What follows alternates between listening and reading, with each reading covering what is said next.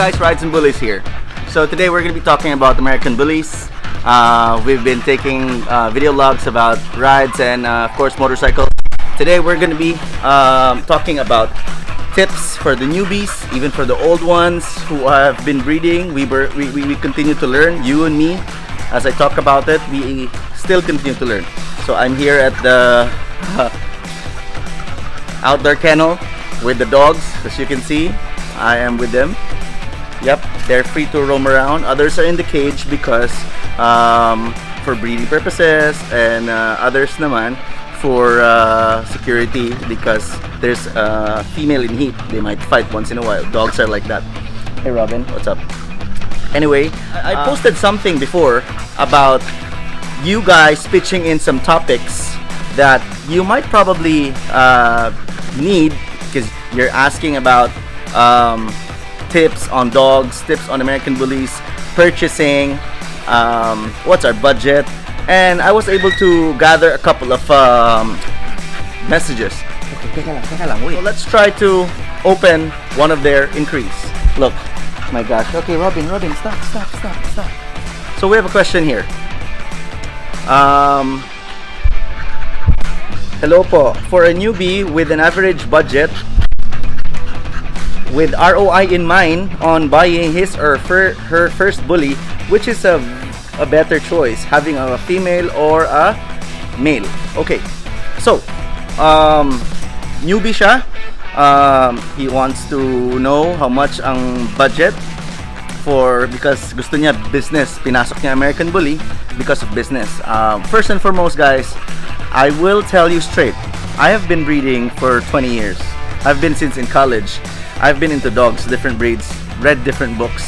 I didn't come into the breeding because I wanted money. I'm not being a hypocrite about it, seriously. It's a fact that there is involvement of money. When you sell, there's return of investment. But for me, I had 26 dogs, all from different breeds before. But I never thought about that. Maybe it's just the last part, because I came into breeding because I love dogs. I came into breeding because I love the fact that I own hybrid dogs. I love their temperaments. I love their attitudes, and I love being around them. Like, look at this. That's just sweet, right? That's just so sweet. So anyway, going to the inquiry of what is the budget. Straight up, guys, if you have the budget 35 pataas, you can play with good foundation male or female. If you're thinking male or female, if you went into breeding because you want ROI, so definitely you need a female, right? So breeding, kailan pwede i-breed si female? Second or third heat. That would be around 1 year 2 months, or 1 year 6 months. Others, third, kasi hinihintay nilang mag-bloom si female. Okay? Others, 1 year, second heat na yun. 1 year and 2 months, or 1 year 3 months. So, pwede na. But, kung gusto mong ayaw mo mag-breed and then you just want to own an American Bully and good for stud, you get a good quality like 55 pataas, even 100. Basta magandang bloodline, clean, okay? Clean yung dog. So, here you go. Tapos, bawi ka after 10 months. By law, sa breeding law, you can use your dog with papers. 1 year, 10 months actually, going up, pwede mo na siya ipastad then. Start ka ng mga 25, 35, kung sobrang ganda naman 50, pag super duper ganda 75 to 100 ang mga rates ng mga stud fees ngayon, right? So at least yan, okay na yun at the moment. So you start at 35 going up. Kung gusto mo ng breeding talaga and you're thinking about ROI, get a female and investments will come back about 1 year 6 months to 2 years. There's always waiting time. Unless binili mo puppy, yun, waiting ka 1 year plus. If not, adult, ready to breed, or proven. When someone says proven, meaning nanganak na.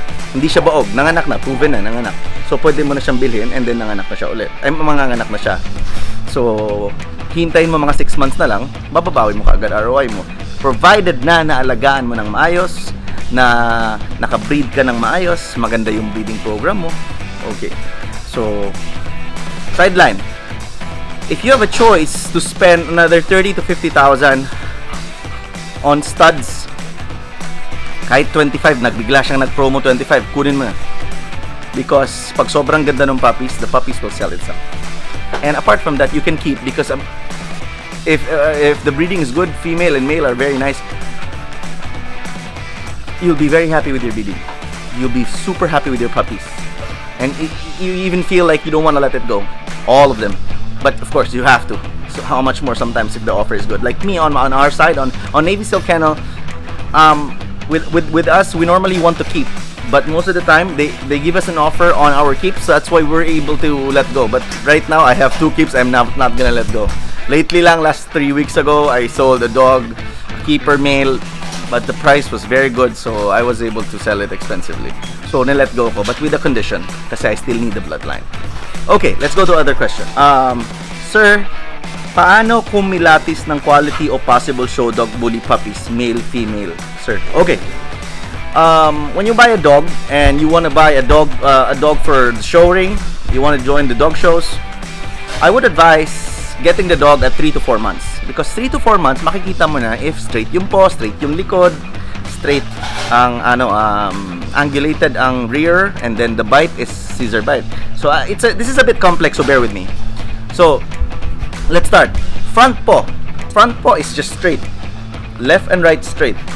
Like cat paw. Closest to cat paw, yung parang sa pusa, and very firm, you get that. And the likod, the top line here, it should be like, like that. You see that? This one at the back, that one. It has to have like that, straight back. Hindi yung high rear, yung umangat sa likod, or weak yung top line na gumanon. Dapat at least straight. Kasi we're not talking about exotics here, we're not talking about anything. We're talking about quality, meaning show dogs. Okay? So, dapat straight yung likod.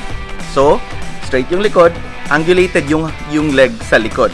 Front, right, straight. And then angulation, like that. You see that at the back? Meron siyang curve. Hindi yung straight yung paa.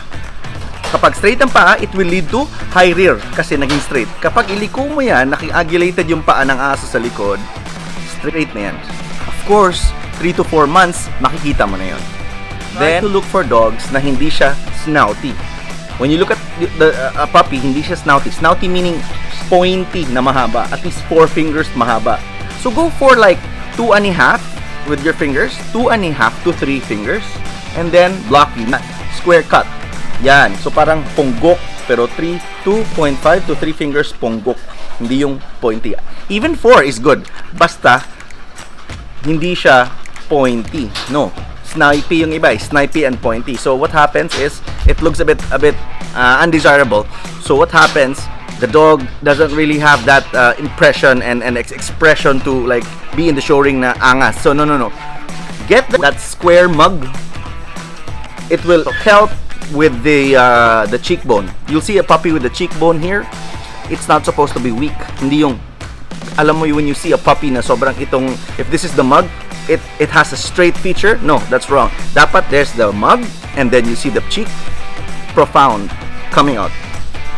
That's very handsome, and it will turn out well. And now, stop. Stop is this one. It's like when it goes down from the head of the dog, right? Stop, boom. That's the stop. If you like, hold on, let's check. This one, come here, Rambo. If you see this one, like this, you see, get that angle, ito. Yan, that's the stop. When you have that stop, it's like a 45-degree stop. That's desirable. Those are the few things that you'll see a pup. If you can see a pup with that 45-degree stop, go for that. So again, straight paw sa harap, stop sa ilong. The head should be 3, sabihin natin, it's a puppy. So 60% to 70% head in contrast to the body. So if this is your body, dapat yung head niya is about 60% of the whole length here. And then of course, when you look at the neck, dapat neck is may arco. It's like my rainbow at the back here, like rainbow arc. That one. Puppies pa lang you can see. And of course, you always consider looking at the parents, male and female. If beautiful ba talaga sila. So, yun. Those are small things you need to check. Lastly, bite. Bakit underbite? Bakit overbite? Those are from different breeds, different lines that the gene pool of these dogs have. So if you have a choice, get the scissors bite. Scissors bite is like this, like that. If this is the upper part teeth and then lower, dapat nakaganyan. Hindi ganon, hindi ganon. This is underbite, this is overbite, may space, see? Pero it's like that, sarado like that. But the front incisors are biting the lower incisors. Okay, lower teeth. That's scissor bite. You get that. Okay. Again, go to another question. Bakit may mga exotic to exotic breeding na bibenta tas lulupit ng peds and pinapakita pero ngunguso ng mga anak? May smiley pa. Okay guys, this is delicate. When you buy American Bullies, at first you must know what you want. What kind of look you want. You want exotic? It's a bit weird pero it looks fancy. That's why it's called exotic. If you find the elbow out, the twisted, crazy legs, the abnormal looking of these dogs, and they just don't correlate to each other, it's called exotic. But there are other exotics that actually looks good. Meaning, they look exotic but straight yung paw. They have good chest, they have good head, they've got good rears, good top lines, but they look exotic. They're small, they're short, they're compact, and they've got full tails. So I consider them clean exotics. If you're gonna ask me, I'll go for that. At least, I know that when it comes to breeding, hindi siya sabog-sabog sa breeding. Because it's already there. It's already clean. Although, the gene pool, it's actually a risk. Breeding is a risk. It doesn't mean clean si male, clean si female, clean din ang puppies. No. Anything can happen because it's a gene pool. There's so much things going on inside. So it is a risk. But high chances of clean breeding will always be clean male, clean female. 70-80% clean puppies. But not entirely, right? But it pays to be careful with the breeding program. That's why pag program mo, maganda yung lalaki, maganda yung babae, may chances na maganda talaga. So, again, bakit manguso? Because exotics still have the terrier blood inside. They may have French Bulldog, they may have English Bulldog in their bloodlines. Yes, pango kung pango, exotic to exotic, yes. But why is it that they have muzzles? 3, 4. Unexplainable? Because they have a gene pool that covers the entire coverage of pit bulls, French Bulldogs, terriers inside their system. So, expect chances of exotic bullies, but there will always be those ones. If you're unlucky, if you're lucky, all exotic, clean exotics, or they have short snub noses. But if not, they will always come out like that, and you'll have to accept that because there's nothing you can do about it because it's part of their genes. My point of advice is, if you look for exotics, at least make it clean, not the overly, underbite, easty-westy legs, super out elbows, because the dog cannot live properly, cannot function properly. So if you have extra money, yeah, go for exotics. 75, 100, 150, 200, 300. It depends on you. So long as you like the dog, go for it. But if you have a choice, go for the cleaner ones. If you can see an exotic having clean back, go for it. If you can see an exotic with thick muscles, go for it. With full tail, go for it. Angulated legs, go for it. Straight fronts, go for it. Right? And you see the dog looks normal, even if it's a bit exotic. That's why it's called exotic, because a lot of people do not know that it's actually an abnormal breeding. But it looks handsome and it looks a bit fancy. That's why it has a price and it has a value. Other than that, that's actually an abnormal dog. Pero they're just lucky because that abnormality turned out to be functional. So you appreciate that part, the good look part and the good function part. So you do not discriminate any kind of dog. It's just the fact that you accept that there's something's wrong with the dog, but you are appreciating what the dog can offer. Like, okay, it's a bit short, but it can function, it can run. But take care. Make sure you give extra supplements and give the dog a good shelter so that the dog can breathe properly because it has short snub nose and will have a hard time breathing because it comes from the bulldog family, right? That's your job now. So you get an exotic, you take the risk. That's it. No more discrimination. You buy your dog. You know what you're doing. It's your money. It's your passion. I hope there's really passion because you start with the American Bullies. You should have passion, or else, trust me, it will not work. Okay, you come in breeding because of money. Please do not think about money. Think about the lives of the dogs. Give them time, give them playtime, unleash them. Not always take photos inside the cage. You know, it simply means they're just prisoners. They're not your dogs. They're prisoners. Okay? So, another question. Importance of papers. Yes, it is important. So that you will understand if the dog is purely bred or not. And you will understand how the great-grandfather, grandmother, and the mother and the father looks like. And then you will understand what kind of look you want. And then you will understand also, legit ba ang family niya? May papeles ba si lolo at lola niya? Lolo ng lolo at lola niya? So you know that your dog is credible. And a lot of people will actually respect you if your dog have papers. I'm not saying na, you know, you want respect. No. It's the fact that you just want your dog to be legit. If you don't want that your dog's not to have any papers because you just want them as pet, then be it. It's okay, that's your choice. But in the breeding world, wherein you want to sell and you want to breed and you want to understand and you don't want to doubt the bloodline of your own dog, as for your own self, not including any other people, you just want to have papers for your dogs because you want legitimacy. And that helps. From all the breeders around, for newbies, and of course, the continuing breeders. Okay? One more. Pwede ba i-breed si Pocket or N Standard Bully? Yes. As a matter of fact, sometimes, pocket to pocket breeding, meron pa rin standard lumalabas. Again, gene pool yan. Hindi mo nakakontrol. You can't control that. Standard to standard, I tried that breeding, standard to standard, all pockets came out. And I was wondering. But now, I understood because it's part of gene pool. So, yes, they may be.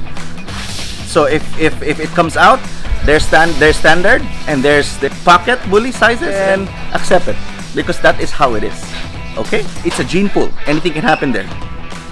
Now, there's a message before. About 2 days ago, someone messaged me, Sir, I just need to ask for your advice. I want to have my American Bully be mated with a Bulldog because I want them snub nose and like that.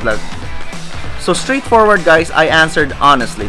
Ma'am, I wouldn't advise you breeding that way because that is crossbreeding and you will never understand the outcome of these puppies. Yeah, sure, they will look like very nice puppies 2 months, 1 month, 2 months, 3 months, but as they climb along 4, 5, 8, 9 months, believe me, they will look undesirable. So you will end up not having a good name for the breeding kennel and not having desirable looks, and you will not understand the temperaments. So that's all I'm saying. I do not advise crossbreeding. One more. How will you know if pocket siya or standard? Guys, do not believe if there is a breeder who's gonna say to you, oh my 3-month-old puppy is pocket yan. Oh, ganyan. Oh, ito, standard to, standard. No. Guys, advice, you will only know if the dog is pocket or standard. One, which is the historical signs. Parents, pocket or pocket. But, papasok naman ng thought na sometimes nga, kahit pocket, meron pa ring standard. Correct? So, chances are, pocket yan kasi both parents are pocket. Chances are, standard yan dalawa kasi standard yun. But, just to be sure, let the dog, if you really want to know if your dog is a pocket or a standard, let the dog reach 7, 8, 9 months. And that's the only time that you will know if the dog is indeed pocket. But if you want to take the risk, of course you may, of course you can. If you trust the blood, of course you may, of course you can. You got puppies and those parents are clearly pocket. Both parents, left and right, mom, dad, both pocket. And then you saw the puppy super short, compact, and you clearly believe that it's really a pocket bully. Then go for it. But declare your dog, once you already own it, declare your dog if it's pocket or standard once it reaches 7, 8, 9 months. Alright? So that's all for today, guys. I'll see you again next time. I hope you learned from it because I'm also learning. See you again, Rides and Bullies.